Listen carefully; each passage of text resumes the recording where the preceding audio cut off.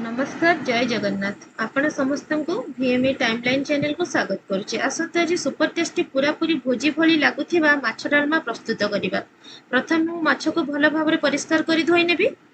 तापरे माछ को लूण हळदी और अल्प किछि सोरिष तेल दे भल भाबरे गोळाई नेबा।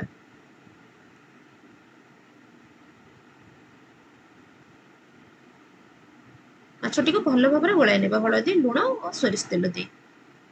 एमती सब माछरे भल भाबरे हळदी और लूण लागि जिवो।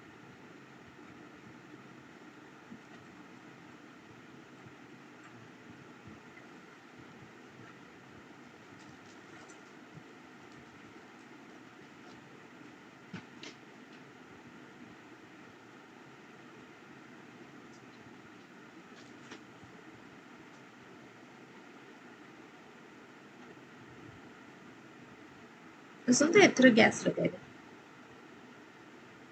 तापरे गैस लगे गोटे फ्राइंग पैन बसाई देबा। सही पैन रे अल्प किछि सोरिष तेल दे देबा और सही पैन रे दे अल्प किछि सोरिष तेल भल भाबरे चारिपटे जेमती लागि जिवो। पैन टी को एमती घुरेई कि तेलटी चारिआडे लगाई देबे, नचेत माछ गुडी को लागि जिवो। भल भाबरे तेलटी को गरम हेबा को देबे। तापरे माछ गुडी को एथरा पैन रे दे देबा।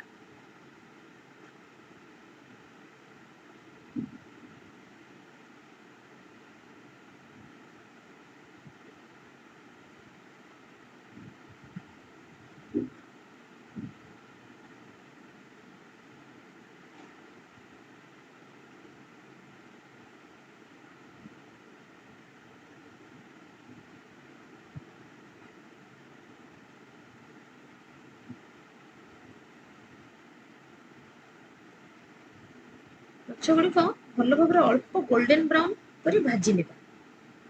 एही परि प्रोसेस रे हमें सब माछ गुडी को भाजी नेबा।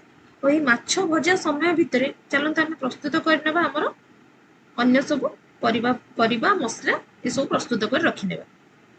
अल्प किछि आलू कखारु और अन्य परिबा आपन पाखरे जदि अवेलेबल थिबा आपन नै परिबे। मो पाखरे आलू और कखारु थिला सेति मो अल्प किछि आलू और कखारु नै लेछि और ता सहित किछि कटा पियाज रसुण अदा और गोटे टमाटो काटि नेबे और गुंड मसला गुडी को मध्ये आपन रखि देबे गोटे प्लेट रे। जेमि अल्प किछि जीरा गुंड धनिया गुंड लंका गुंड गरम मसला हळदी लूण आवश्यक मुताबिक गोटे प्लेट रे रखि देबे। आ भितर मोर माछ भजा गुडी को मध्ये हे जायछि। एथरा माछ भजा गुडी को काढि देबा गोटे थाली को।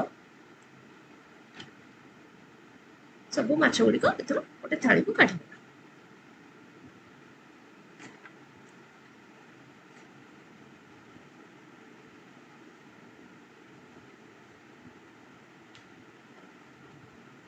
आ किछि माछ थिला सेटा भी दे देबा एथरा से पैन।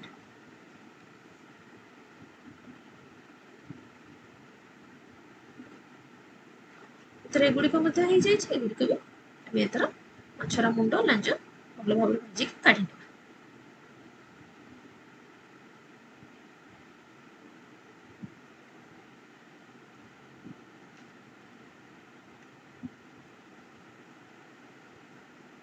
हमर सब माछ भजा गुडी को सरी जायछि। एथरा में डालमा प्रस्तुत पे मुझे आपन को जो कहिथिली किछि आलू और कखारु मु काटी नै जायछि। अल्प किछि पियाज दुईटी पियाज मु एठी नैछि 10-15 टी रसुण कला और आधा इंच अदा टमाटो गोटे गुंड मसला गुडी को देखुथिबे लंका गुंड जीरा गुंड धनिया गुंड हळदी गुंड गरम मसला लूण आवश्यक मुताबिक लूण और अल्प किछि हमर मसूर डाली आपण बतुरेई के रखि देथिबे।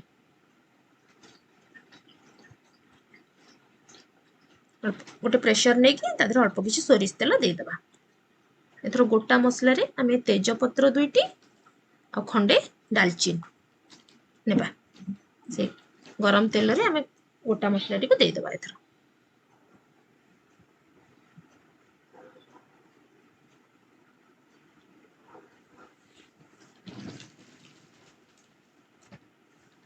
एथरो कटा पियाज गुडी को जो हमें काटी के रखिथिले दुईटी पट पियाज ताकू दे देबा।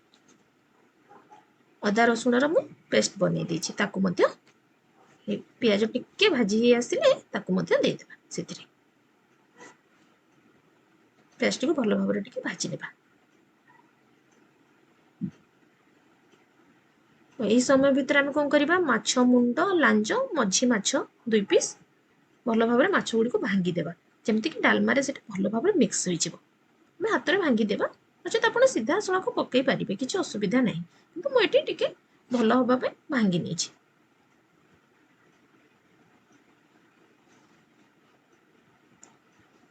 एथर से मसला आम एगुड़िक पकईदेवा मसलार भल भाव माछटी को मिक्स करदेवा जमती माछ मसला भल भाव मिक्स हो।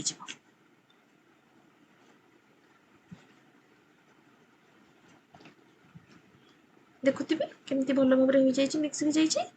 एथर आम धोई रखि मसूर डाली आमर परिबा आलू कखारू एथर से मिक्स करदेवा डाली टिप देदेवा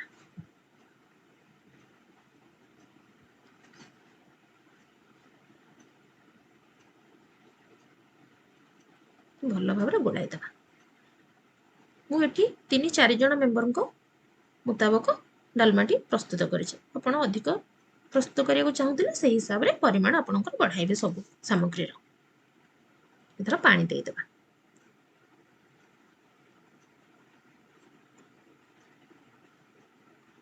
भल भाव गोलाइदेवा अधिक पानी दबानी आम डाली और परिया को देखिक पानी देवा। एथर प्रेशर ढांकणाटी देदेवा और 2टी हुइसिल आसबा को अपेक्षा करबा। लो टू मीडियम फ्लेम रे गैस टी को रखिबा। एथर हो जाइछि।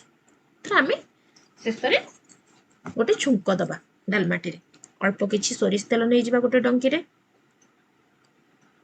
आ किछि पंच फुटण गोटा सुखिला लंका 3-4टी से गरम तेल रे दे देबा।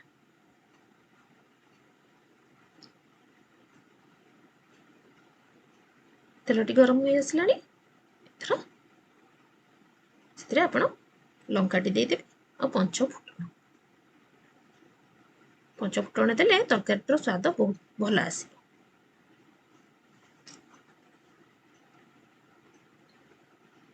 पंच फुटण टी देदेवा देखुती फुटी आसला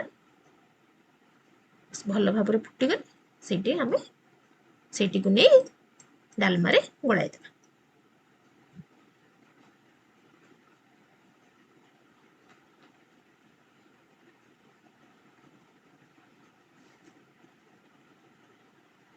तेलटी को भल भाव गरम होगा देवे नचेत कंचा सोरिष तेलर बास्नाटी आसब तरकारी पूरा खराब हो। हाँ बास एथर आपण ताकू गोलाई देवे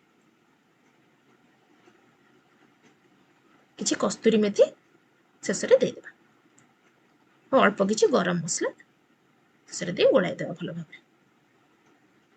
एथर आमर डालमा प्रस्तुत हो गला। Please like share and subscribe.